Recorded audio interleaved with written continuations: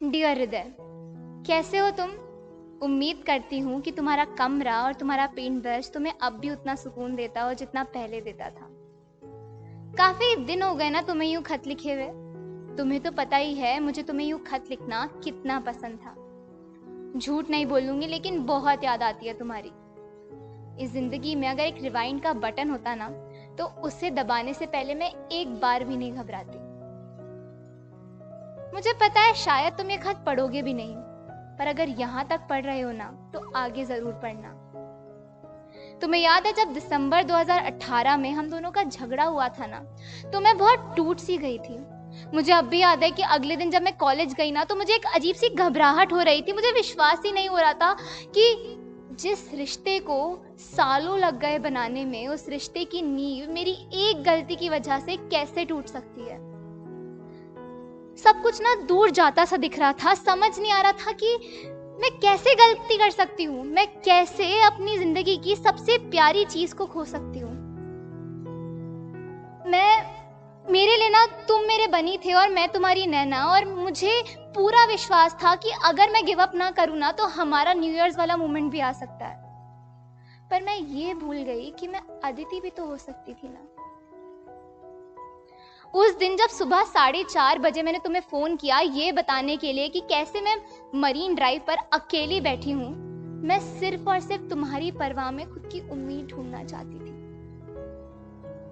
तुम्हारी कही हर बात को याद रख मैं हमारे रिश्ते पे काम करना चाहती थी, वो रिश्ता जो ऑलरेडी टूट चुका था। कुछ दिनों बाद जब तुम्हारा फिर से मुझे कॉल आया और तुम खुशी खुशी मुझसे बात कर रहे थे, तो मैं बहुत खुश हो गई थी। पर झूठ नहीं बोलूंगी, उस रात भी मैं बाहर थी। 10:30 बजे थे और श्रेया से ना बहुत झगड़ा हो गया था, अजीब सा। और मैं बहुत घुटन सी महसूस कर रही थी घर में, तो इसीलिए मैं बेटर फील करने के लिए बाहर आई थी। तुम्हारी याद आ रही थी, घर वालों की याद आ रही थी, और मैं बाहर आई थी और उसी टाइम तुम्हारा फोन आना था। फोन उठाते ही जब मैंने तुमसे बात करना शुरू किया, तो मैंने तुम्हें बोल दिया कि मैं घर पर हूँ। मैं नहीं चाहती थी कि तुम गुस्सा हो, पर जैसे ही मैंने झूठ बोला वैसे ही तुमने पकड़ लिया।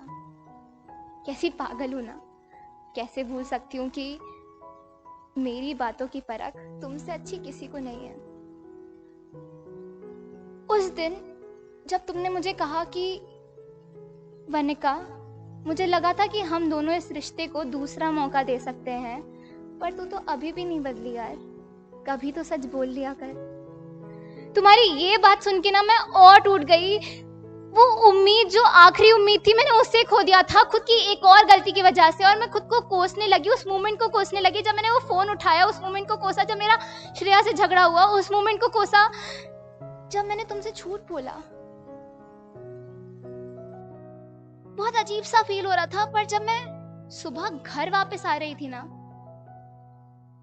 तो मुझे कोई मिला, फिरोज चाचा, जो उस वक्त ऑटो चला रहे थे। मुझे रोता देख मुझसे पूछने लगे कि मैं आखिर रो क्यों रही हूं। नहीं चाचा, बस ना थोड़ा दिल भर आया।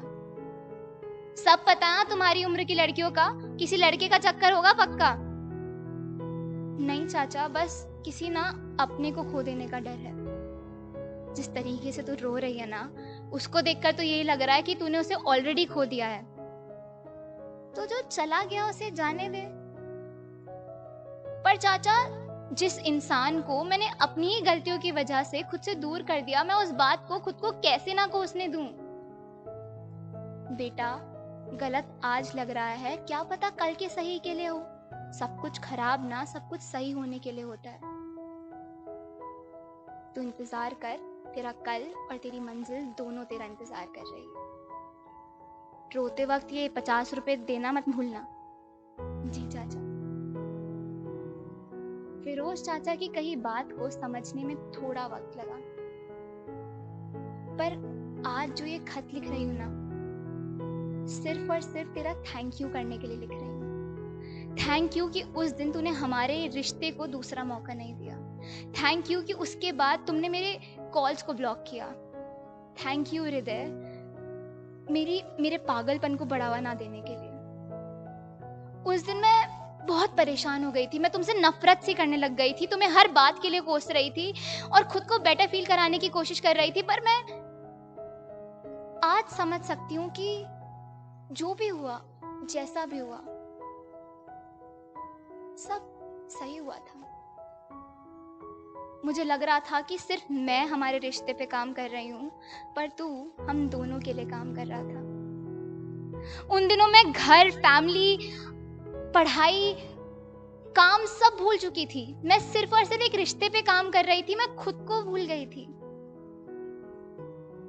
पर आज रियलाइज हुआ कि जो भी मैं आज हूं, जैसी भी हूं, सिर्फ और सिर्फ उस दिन की वजह से हूं, तुम्हारे उस डिसीजन की वजह से हूं, जिसने हमारे रिश्ते को दूसरा मौका नहीं दिया। सो थैंक यू हृदय, thank you for giving up. I am who I am today for the worst that happened between us. So thank you so much. उम्मीद करती हूँ कि किसी दिन मरीन ड्राइव पे हम दोनों साथ बैठे, पर उसमें अभी वक्त है। तब तक के लिए तुम अपना ध्यान रखना, क्योंकि प्यार तो अब भी है तुमसे। बस उस मोड़ पे तुम्हारा इंतजार करना ना छोड़ दिया। हो सके ना तो मुझे माफ करना, बहुत गलत समझा तुम्हें, पर तुम शायद इतने भी बुरे नहीं हो।